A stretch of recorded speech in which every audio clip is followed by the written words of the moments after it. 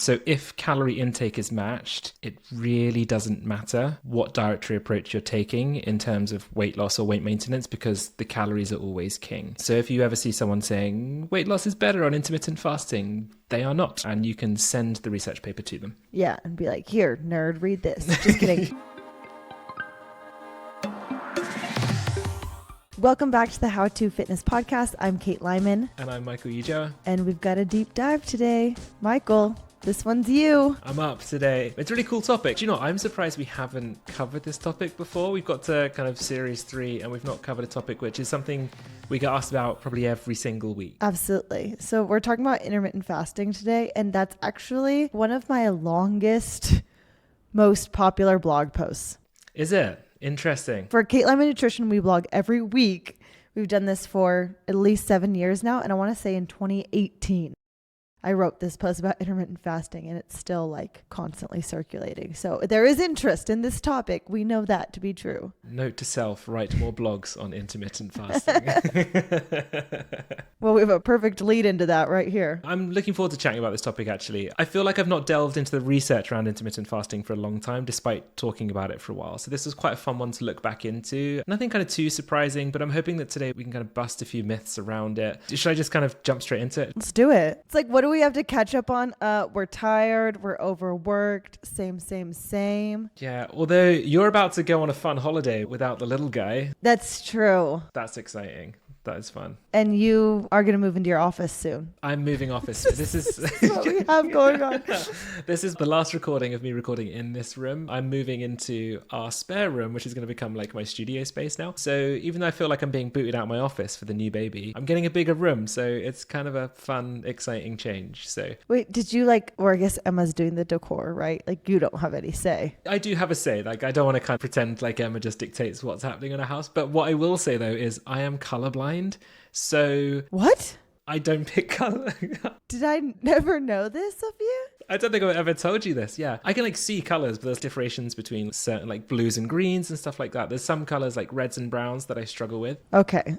So I do not choose colors. Emma will maybe be like, here's 2 that I like. Which do you prefer? Because even though I can't tell like what they are, sometimes I can say which one looks better to my vision. I have decided, but it was a choice of 3 colors and I'm excited. Do you know what color it is? It's a green. It's a green. Okay. Color. Yeah. Yeah. So I that one, and it's gray. A little bit. So it's really funny. See, we do have stuff to talk about, Kate. So my son is nearly 2. He's starting to say words and we're trying to teach him colors. And we'll be like, what color is this? And I'll be like, it's blue. And then look at Emma like, did I get that right? That's funny. Yeah, I'm like teaching him the wrong colors by accident. I did say quite a few blues that were supposed to be purples. So that's clearly an issue that I have. Yeah, he's going to go to nursery and be like all sorts of messed up. Yeah. Well, you learn something every day. Maybe I knew that. I just swear I didn't. Probably not. No, I don't think it's really come up in conversation, has it? Yeah. It's just not public knowledge. This is why I wear a lot of black, Kate, just so I can't go wrong. No, that all tracks. All right, so back to intermittent fasting. Yeah, sorry, that is why we're here today. So I'm just going to quickly outline how I'm going to approach this episode. So I'm going to explain what the basics of intermittent fasting are so that we have a good foundation to discuss it. And then I'm going to go through the different types of intermittent fasting, the main ones at least, because there's many people that adapt them and sell them as their own diet approaches. And then I'm simply going to go through the main health claims that we see around intermittent fasting to tell you whether there's legitimacy or whether it's just wildly overhyped. And I guess, as always, our goal here is that you, the listener, can become more informed consumer, as we mentioned quite often, of health information when knowing how to make positive dietary changes. And then we'll just kind of wrap up the episode about like our final thoughts and whether we would recommend it. So does it sound fun? Love it. Excited. Yeah. Teach me. Cool. And my first question, as always, Kate, is have you ever done intermittent fasting? You know it. Yeah. Okay. Yeah. And I mean, I love it. If you've listened to any podcasts of ours, a common theme is that I come from a background of doing all the diets, like since high school. So I have most definitely done almost everything you can think of, and intermittent fasting is one of those. And I will say it was not the worst thing I did. I've done way worse. And I'm sure we'll talk about this, but there were some benefits for me to intermittent fasting. Yeah, I totally get that. We will touch on this in a bit as well. But I guess with every diet approach, there's individual variants, right, of what will work and what won't work. So what did you like about intermittent fasting, I guess? Let's start there. For me, it was a little bit of minimizing decision making right? It's like, okay, now I'm not going to eat till noon, so I'm just not going to think about it. I felt like there was a little bit of kind of appetite regulation benefit for it being like, oh, I'm not hungry in the morning. I'm just going to go about my day, blah, blah, blah, and then eat later. So it's nothing magical. There was, for me, no like, oh, all of a sudden I have mental clarity and, you know, whatever, better energy. But to sum it up, it was just not having to think about food until it was time to think about food. That's cool. I like that. We'll touch on the kind of negatives later on after we've covered everything. Wait, have you? No, I haven't. I've never tried intermittent fasting. I can't think of anything worse, if I'm honest. I always saw the allure of certain diet approaches, especially when I first started on working in fitness and I was maybe a little bit more bro with my approach. But intermittent fasting just never Did it for you? No, I just thought breakfast is my favorite meal of the day. It always has been. Like I wake up so excited for breakfast, just how I've always been. Oh yeah, then you can't take that joy away. And there's people who start their eating window early and then cut off and like don't eat into the night. Nah, man, I couldn't do that.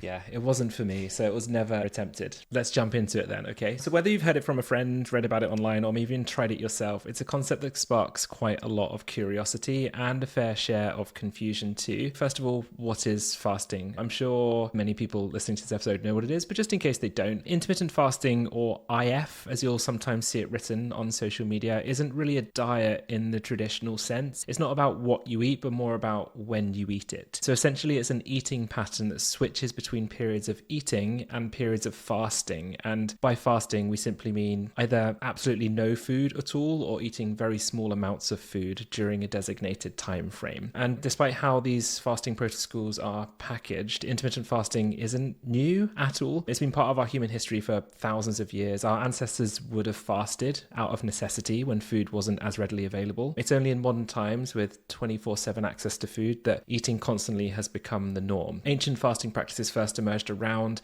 1500 BC within many religious groups. Fasting on designated holy days was common practice to reduce the burden and harm that harvesting and eating caused for both animals and plants. And also the founder of Buddhism fasted in an effort to achieve enlightenment or nirvana. So yeah, many religious groups around the world have used it for a very, very long period of time. The fasting was also used to kind of like treat certain illnesses as well. I'm going to kind of use air quotes here for those people that aren't watching us on YouTube. Many health issues before like medicinal routes were established too. Kate, we know what we're like with our notes. We make far too many notes. You're even worse than I am. I went down a rabbit hole, no joke, for like 2 hours into like the history of intermittent fasting before realizing like I don't think people really want to know that much. You're so deep and you're like, literally no one wants to know this. Yeah, so I literally did like 2 hours of research into the history of fasting and then was like, yeah, not even put this in. Here's the question. Do you like word vomit all this to Emma? Yeah, I do. Because it's like someone's got to know what I just learned. Yeah. And she's not interested at all, but I've got to tell someone. So if anyone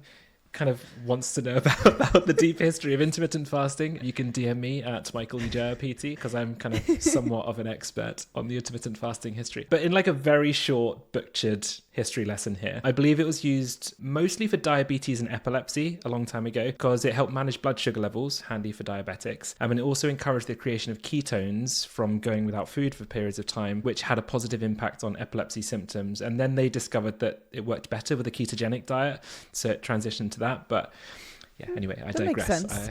Yeah, it was very cool reading. If anyone wants to go down the rabbit hole of history of fasting, it was actually quite interesting, but this is not the episode or the podcast for you. How to Fitness History will be coming back on another episode, another day. So what is the appeal of intermittent fasting, right? So we know that some people love to talk about how our ancestors ate, so therefore it must be optimal for us right now. But many proponents claim that it has a range of benefits from improving metabolic health to aiding in weight management, boosting mental clarity, as Kate mentioned earlier. But as this is important, it's not a magic solution by any means. Like any health and fitness strategy, it's just one tool in like a much larger toolbox. What makes intermittent fasting unique is the concept of controlled eating window. So instead of spreading meals and snacks throughout the day, you condense your eating into a specific time frame. I will, as I said, I'll go through all the different fasting protocols here, but for example, like the 16-8 method, where you fast for 16 hours and then you eat your meals all within an 8-hour window. So if your first meal is at noon, your last bite will be at 8 p.m, for example. So quite simple. It's quite fun. There's a lot of fasting diets out there. Yeah. And some I hear and I'm like, oh, like the 24 on, 24 off. That sounds horrible. I mean, all of it sounds horrible in a way. If you think about the 16-8, at least that one kind of makes sense. Not like defending it, but like that's really doable. Yeah, and like some people don't like eating breakfast. So like you sleep for 8 hours roughly. I wish I slept for 8 hours, but you sleep for 8 hours roughly, and then you just don't eat for a few hours, and then you just go on as normal. It feels almost quite straightforward for a lot of people, right? So back in my intermittent fasting days, it wasn't like this hardcore. It wasn't like going around like, oh, I intermittent fast. I just literally adopted the 12 to 8 p.m. eating window because it made sense for me. But I was coaching CrossFit and I was coaching a 5 a.m. class. I think it was 5:15. So I was up at like 4:15 every morning. And I found that this is why I did it, because I was like, if I start eating now, I have a long way to go to get to dinner. Yeah, it's true, right? It's like a long time that I'd be hungry all day instead of kind of pushing back the beginnings of hunger. So I don't know. That was my experience. But now I look back and I'm like, okay, that was definitely some restriction at play. And, I wouldn't do that now. That's what I think. You've also just kind of given me slight flashbacks to in-person coaching full time and having to get up at like 3, 4 o'clock. And how brutal it is. Yeah. Oh my God. I don't think a lot of people quite realize how exhausting it is, personal training in person full time. Like it is rough. You're training people before work, you train people after work. There's like this weird period throughout the day where you're kind of floating around doing your own training and program writing. It's long hours, and I don't miss full-time in-person coaching. Yeah, nope. Well, this was grad school for me. So 5 a.m., 6 a.m., then go to school all day and then come back in 4, 5, 6 p.m. But look at you now, Kate. Look at you now. Oosh. Yeah. All paid off. Humble beginnings.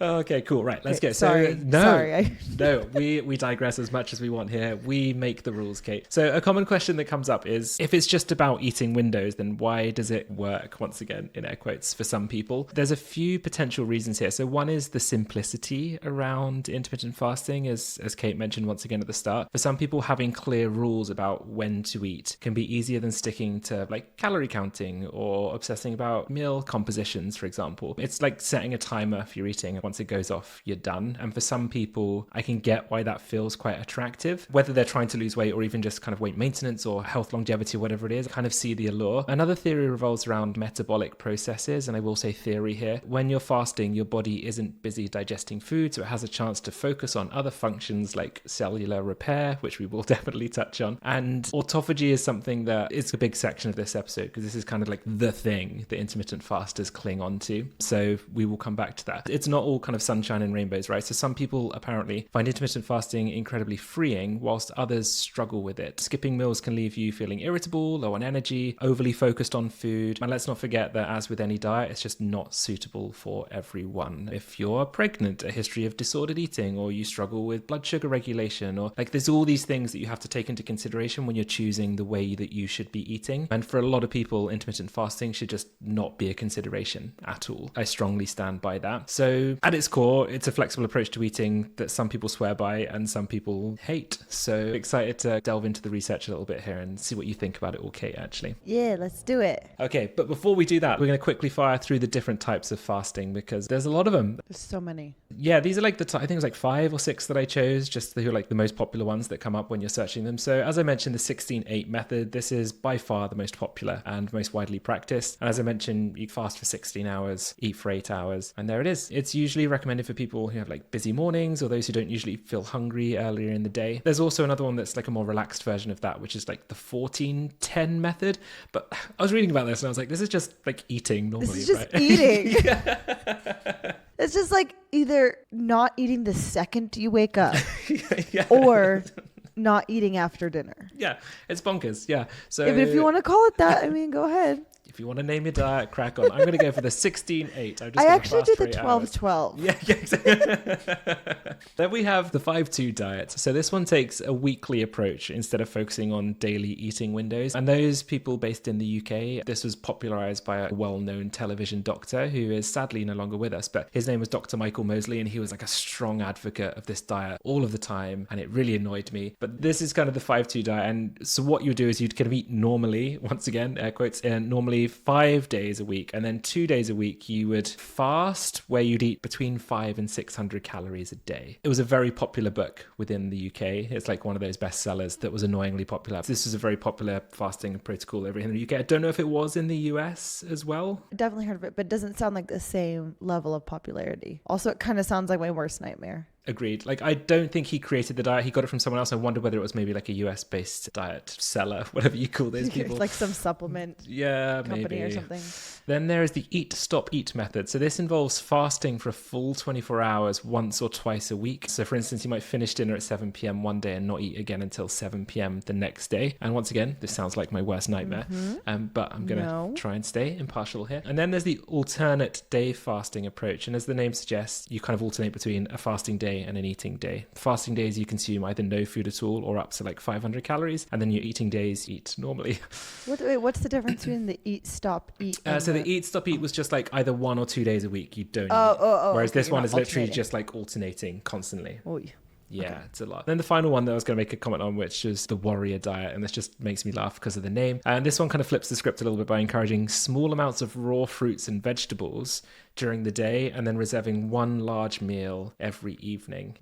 As a warrior does. Yeah, literally. It's apparently inspired by like ancient warrior cultures. But in modern times, it's often marketed as a way to align our natural circadian rhythms. I can't say that without just sounding really icky, but... Oh, yeah. Oh my gosh, I used to follow this guy on Instagram, I'm guessing, or maybe it was Facebook. That's how long we're talking about. I gotta go find him now. Do you ever like follow someone really closely and then you trail off and then you're like, what's that person doing? So he ate like 5,000 to 7,000 calories a day. That was like his intake. He did like calisthenic stuff. He was like a big guy, super strong, but he ate it in one meal. He would... Oh, no, it was disgusting. He would create these meals and he would just eat from kind of ultra processed foods. He'd make a pizza out of pizzas or something like that. Did he do this all the time? This is like his diet? He's like every day.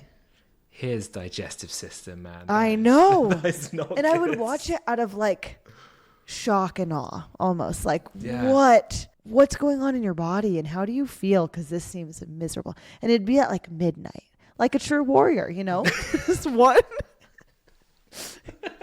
just one meal. Yeah.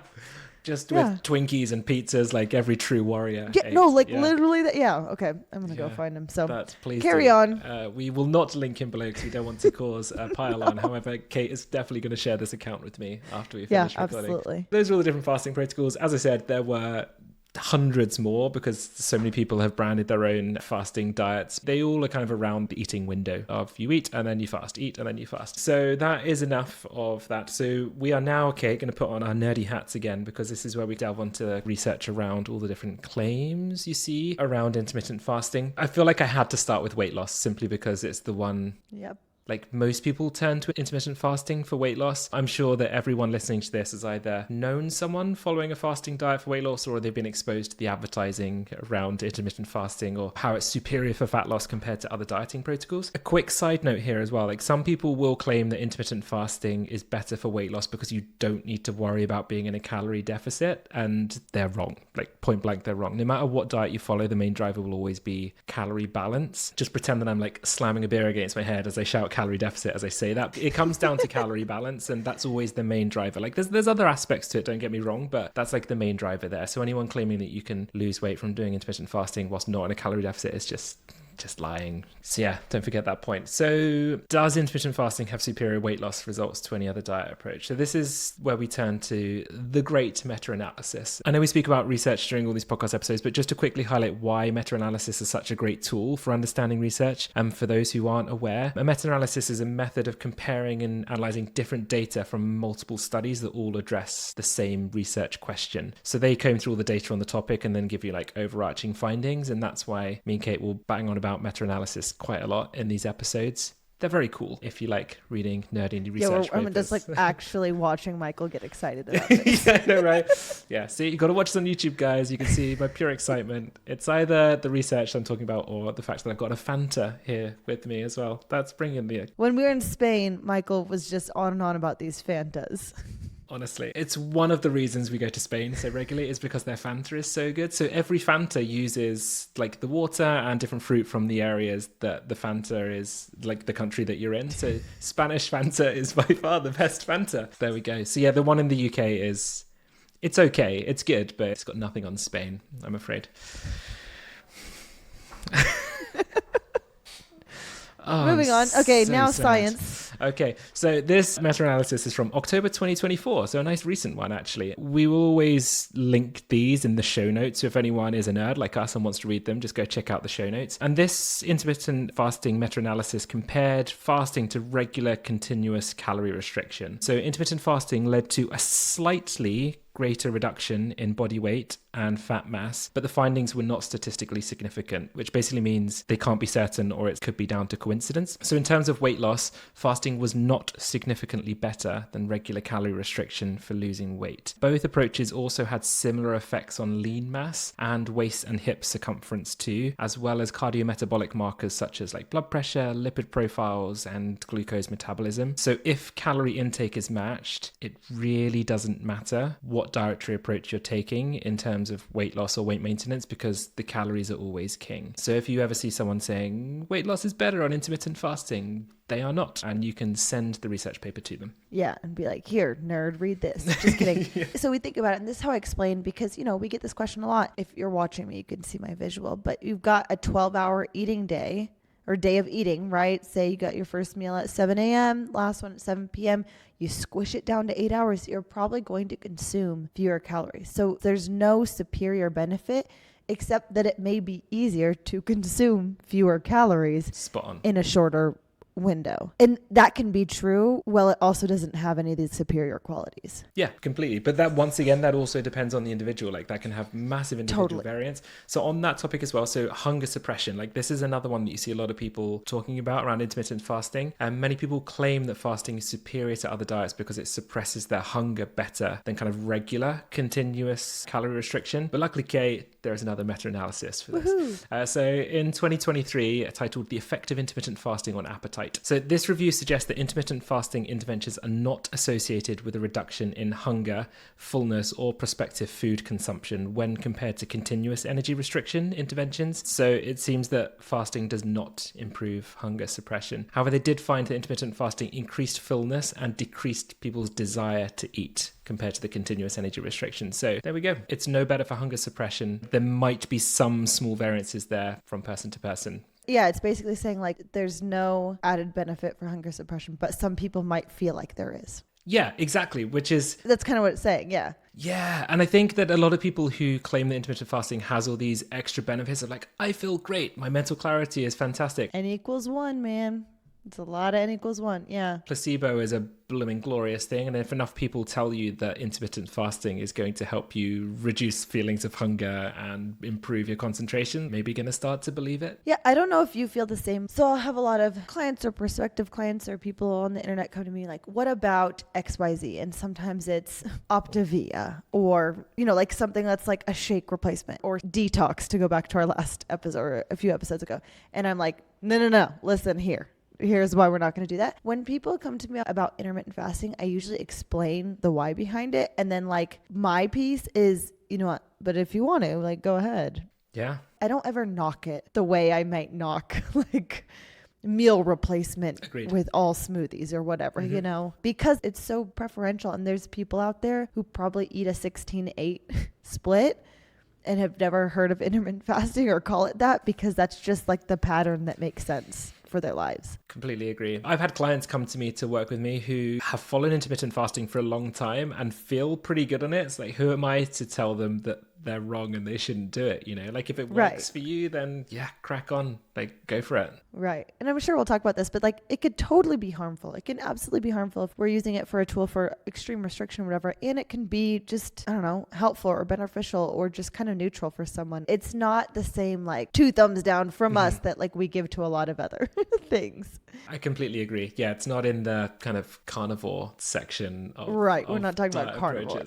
Yeah. Exactly. Yeah, I'm scared to do an episode on that because the people will come for us, Kate. All those warriors that have moved on from the warrior diet to the carnivore diet will come for us. Oh, man. Cool. So now we're going to move on to like one of the biggest arguments, as I mentioned, you see around intermittent fasting, and that's autophagy. And Kate, I don't know about you, but there's few words that I come across. This is slightly off track a bit, but in the literature, or you see that always stump me in the pronunciation, and autophagy is one of those. Every time I read it, I say autophagy in my head. Autophagy. Yeah. Every time. That's definitely how I say it in my head. Yeah, but I know that it's not. It's autophagy. So if I do it wrong here, I apologize, everyone. I am smart, I promise. When I hear you say it, I'm like, what are you talking about? But I know what you're talking about. You're talking about what in my head is autophagy. Autophagy. Yeah, cool. Right, I'm so glad that's you as well, Kate. It makes you feel a little less stupid. Thank you. So first of all, what is autophagy? So autophagy is your body's process of reusing old and damaged cell parts. So cells are like the basic building blocks of everything, like tissue and organ in our bodies. Each cell contains multiple parts that keep it functioning. Over time, these parts can become defective or stop working, and they become junk, basically, in an otherwise healthy cell. Autophagy is almost like your body's cellular recycling system. So it allows a cell to disassemble its junk parts and repurpose them into new usable cell parts again, and a cell can discard the parts it doesn't need. It's like quality control basically for your cells. Too many junk components in a cell take up space and can slow or prevent a cell from functioning correctly, so autophagy remakes the clutter into the selected cell components you need,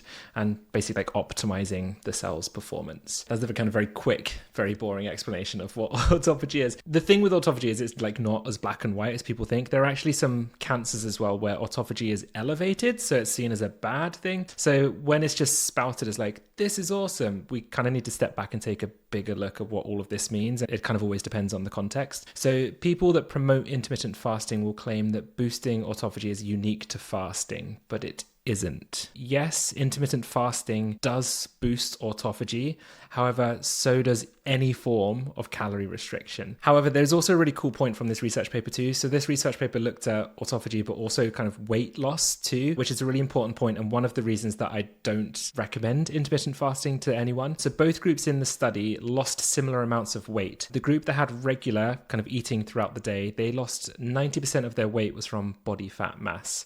However, the fasting group, 50% was from fat mass and 50% was from lean body weight, which is not what we want at all. No, our worst nightmare. We do not want our body eating into what we need to thrive and feel good. They also found that those who were in the alternate day fasting group had a lower non-exercise activity thermogenesis. So in short, they just moved around less. They were unaware of this happening, but they just moved around less and therefore burned fewer calories throughout the day. They just didn't want to move around as much. And also, this is not what you want. So if you're someone who is reaching out for intermittent fasting for weight loss and autophagy, yeah, you'll lose weight following an intermittent fasting protocol and autophagy will happen. However, you might lose more muscle mass along the way whilst doing it. Question. This is with the alternate day fasting Alternate approach, day fasting, right? yes. Did they control for protein intake? Yes, they did, I believe. Whoa. Yeah, there was actually a really, really cool research paper. Once again, I will link this below. It's a very, very cool research paper. And everything was matched. So they had alternate day fasting with kind of regular eating throughout the day. They also had a control group who was intermittent fasting, but not in a calorie deficit that they were comparing to. And the findings were really, really cool. It basically I'm excited to look at that. does not look good for intermittent fasting, this research paper, in short. A lot of that tracks, right? If someone tells me I can't eat for a whole day, which first off, have I ever even done that? I don't believe so. No. I don't think I've ever not eaten for a whole day. My energy would be so low. My headache would be so great that you're not going to catch me moving around a lot. It's true. So for those listening who are thinking, why is this such a bad thing? Where the body weight comes off from. When you're looking to lose weight, there's reasons that we tell people to eat really high protein. Make sure they're not in too big a calorie deficit, that you keep on doing strength training. Like you want to do everything you can to keep your lean body mass because this is what's going to keep you healthy and kind of keep healthy weight in the future post your weight loss phase too. So if you're following a diet protocol that is eating into lean body mass, it's really not what you want at all. I would tell people that's just not a great diet to follow. I will also say that because this is an alternate day fasting approach, it's probably more severe than following like the 16-8 protocol, which would likely have less of an impact. However, it still probably would have an impact compared to just continuous eating. Probably. Yeah. Yeah. I even want to emphasize for women, this is an even greater risk. Mm-hmm. I mean, it's a risk for everyone, but to lose muscle mass and bone mass as a woman when we already lose it at such a, like, you know, sarcopenia, osteopenia, high rates, especially after 30 and then through perimenopause, etc. You got to be doing everything possible to not facilitate more muscle or bone mass loss. So it's so true. And I'm really glad you made that point. Dr. Stacey Sims, anyone who's interested in this topic, I would thoroughly recommend you checking out her work. She's also done some big interviews on quite a lot of the big podcasts that we'd probably now say are slightly problematic because every podcast host seems to go a little bit wacko. But her content is fantastic, so please go and check out her stuff. And she talks a lot around intermittent fasting and how she would never recommend it for women for all the reasons that Kate just mentioned.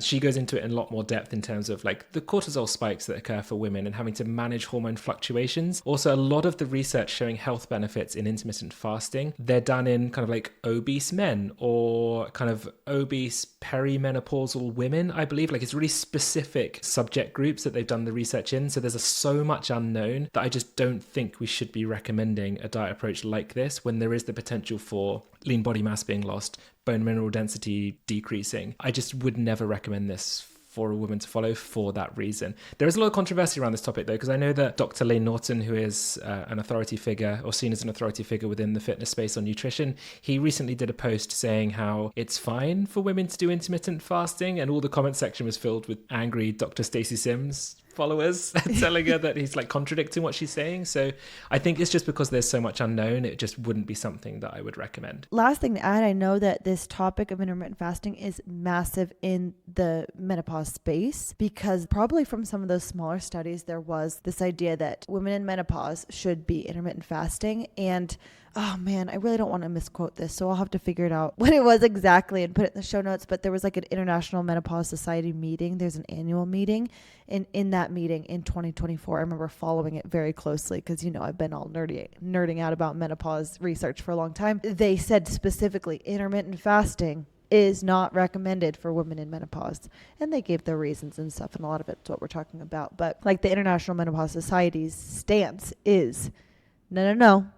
There's a lot of misinformation. This is not the way to go. Once again, Dr. Mindy Peltz, am I pronouncing her name right? She's seen as kind of an authority figure on all things health and maybe nutrition focused in the US. She is a chiropractor and completely unqualified in nutrition. I've done a few videos on social media calling out the misinformation that she spreads. She is a big advocate for people to be following intermittent fasting. And for all the reasons we've mentioned, I just would never take anything seriously that she says, especially around intermittent fasting, because there is a lot of wild health claims that are just not backed up by evidence. It's great that we've got people like Dr. Stacey Sims calling out this stuff because, as I said, there's just so much unknown. I just don't think we should be recommending something when we already know there's potential downfalls for it. But then when there is still so much unknown, it just feels wild to be recommending, especially when you've got a platform of millions of people telling people to follow intermittent fasting. It's just crazy. Right. Like any broad sweep recommendation for something like that just doesn't make sense. And I feel like it might sound like we're contradicting ourselves, but I feel like we're differentiating between broad sweeping statements around this is for everybody versus individual experience and what works for a certain person, right? Does it feel like we're clear on that? Yeah, I think so. I think it's just the joys of nutrition, right? Like there is just no right or wrong. It completely depends. It depends. Yeah. So one other thing I wanted to touch on in terms of the benefits, I'm using air quotes, is you'll see a lot of people claiming that it's great for reducing your risk of Alzheimer's disease. It's something that I've seen quite a few people. Dana White, who runs the UFC. Oh, geez. He's recently done some work with, I can't remember the name of the guy. He lost a lot of weight and followed a lot of weird things, did a lot of ice baths and intermittent fasting, so suddenly has become like an authority figure. I mean, he started spouting on some podcasts about how doing intermittent fasting can reduce your risk of getting Alzheimer's by 70% and all these crazy numbers. There is absolutely no research showing that you can reduce your risk of diseases like Alzheimer's from following intermittent fasting. There is quite a lot of animal research around this topic that shows some promising signs, potentially, but I don't know if anyone realizes that we're not rats. And so everything that happens on them in research papers, we can't just suddenly say, oh, look, this is suddenly going to be incredible for humans to follow. I wanted to make that point. That's so predatory, because if anyone listening has had a close family friend, anyone with Alzheimer's, it's scary, right? The research comes out and says this will prevent Alzheimer's by 70%. Like, yeah, I'm going to do that thing too, right? But to misquote that and to just kind of make up your own statistics, no. I think we should leave the wild health claims to people who have actually done the research and not those who are just kind of novel idea. The UFC and have big followings because of it. A couple of reasons why I kind of touched on these at the start that I don't tend to recommend intermittent fasting off the bat with people is I've seen with clients who have done it in the past, we've had conversations with them, is it can sometimes lead to overeating and eating windows. And I think that this isn't discussed enough about intermittent fasting is because we're seen as like, right, we're going to cut down calorie intake by eating in a certain time time frame, what you'll often see is people will start to cram in more food than they would normally eat within that time frame. Therefore, that kind of calorie deficit that you're aiming for is completely gone. But also just your relationship with food that you're creating by doing that becomes something that is just not good, in short. So that is one of the reasons that I don't like intermittent fasting. So if we are looking for a healthy diet to do long term, because this is what everyone should be doing in order to promote health, lose weight, whatever it is, if you're suddenly drastically changing the way that you are eating and forcing yourself to eat within a certain time frame that doesn't sit with how your body feels good to eat, there's a lot that can go wrong with that. So for that reason, if you're someone who loves eating breakfast, for example, please do not follow an intermittent fasting protocol where you can't eat until 12 p.m. because it's just never going to end well. Yes. Or if you're active and you're trying to force some eating window that does not allow you to fuel the workouts you do, like, no, this is not going to be helpful for you. That's very counterintuitive to getting stronger, recovering better, feeling better, having more appetite regulation, because if you're not eating around your workouts, like, you're probably going to feel pretty crappy. That's a big one that I put my foot down and say, no, this is not serving you right now if someone's not fueling around their workouts because they're trying to stick to a specific eating window. I completely agree. So in the interest of balance, who might this work for? Like people who like structure, who don't like eating breakfast. If these things all seem to fit with the way that your body likes to consume food, yeah, maybe you could try it and it might work. But I think there's a lot more points in the potential negatives column than there is in potential benefits. Like if you have a history of disordered eating, for example, it's just going to encourage more restrictive eating behaviors. If you're pregnant or breastfeeding, I would never recommend you go down the intermittent fasting route. If you're highly active or you're an athlete, all the research points towards kind of like regular feedings to kind of keep muscle protein synthesis going, topping up glycogen levels so your performance is good. Like all these things that you need to perform to your best. Intermittent fasting just doesn't promote that in any way. And then, as I said, like if you're a woman, I just would never recommend this for the reasons that me and Kate discussed earlier. And that's kind of my like little takeaway there. I like it helps.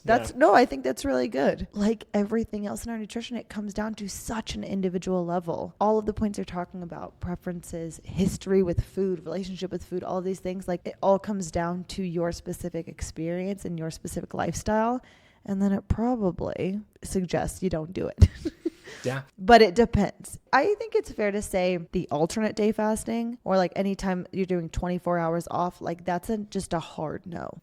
Agreed. To me, that feels like a hard no. It just doesn't make sense in any way, shape, or form that you would feel good, perform to your best, have a regular appetite, feel normal, or whatever normal is around food, right? Maybe we all need to 14-10. That's what you can recommend.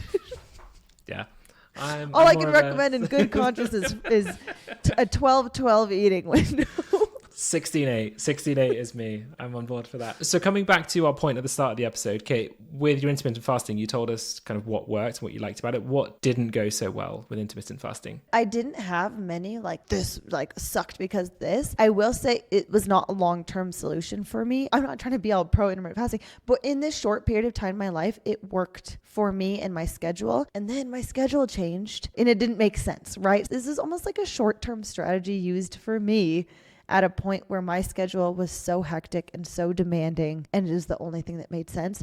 And also, I was in a calorie deficit at that time. Intentional. This was pre-wedding. First and only time I've done like a really hardcore calorie deficit, and that was a strategy I implemented to make it a little more feasible. This is not me signing off on doing that. It made sense in that one moment, and then I've never gone back there again. Okay, well, Kate is sponsored by Fasting Corp, so don't listen to Kate. Yeah. So there we go. It's a fun topic in terms of, I think there's just so much misinformation around it. Okay, I think I'm completely with you there. Like anything, alternate day fasting or 5-2 diets, that kind of thing, would just absolutely never recommend it. If you don't like eating breakfast and you kind of like the structure, then kind of eat your heart out. And Michael's judging you because he loves breakfast. I will. Yeah. How could you not want breakfast? It always blows my mind when someone says, I just don't like breakfast foods. Do you not? Okay. No, I eat breakfast. Breakfast foods are, in my opinion, the worst of the foods. Wow. Yeah, I know. Strong stance. Okay. I think we might just lost half our listeners with that comment, Kate. It's... I would rather go out for breakfast than go out for dinner. Oh, no, you're like Kenny. I know. This is such a challenge of our life. Oh, really? Like pancakes? Do you want to eat pancakes? Yeah. Ugh. Yeah, like cool porridges, overnight oats, pancakes, like cooked cool breakfast. Porridges. Yeah, you can get... you can make some pretty cool... Okay, you just lost half the audience. It's the little things, like right? A cool porridge. We do not get out much anymore, and I live through my porridge types that I can make. There's a place called Dishoom. I don't know if you've ever been to it in the UK. It's an Indian restaurant. It does kind of like tapas-y style plates usually, but their breakfasts are fantastic, and they do a really good porridge, which I think when you come over to Edinburgh, Kate, which will inevitably happen, I will take you. You're like smiling so hard about this porridge. I will take you to Dishoom and take you for some good porridge, and you will love it. I can't wait. In Scotland, some people have porridge with like salt on it, which weirds me out a little bit. I feel like porridge needs to be sweet, but I'm not going to judge a little. You just judge people who don't like it. Got it. Yeah, That's fine. Yeah, I will. That's fine. It depends. Everyone's an individual. That's our takeaway here. It's true. So thank you so much for listening, guys. Any thoughts, any questions, please send them our way. Once again, we are recording these all for YouTube. So if you want to watch along and watch me cheesing my way through talking about breakfast, then yeah, check us out on YouTube. I think it's just How to Fitness Pod or podcast, is it, Kate? I feel like we should know this. We'll link it in the show notes. It'll be in the show notes. Yeah, we'll link it in the show notes. And yeah, share our podcast, leave us a review, whatever. It really helps to spread the word. And thanks for listening as always. Talk soon.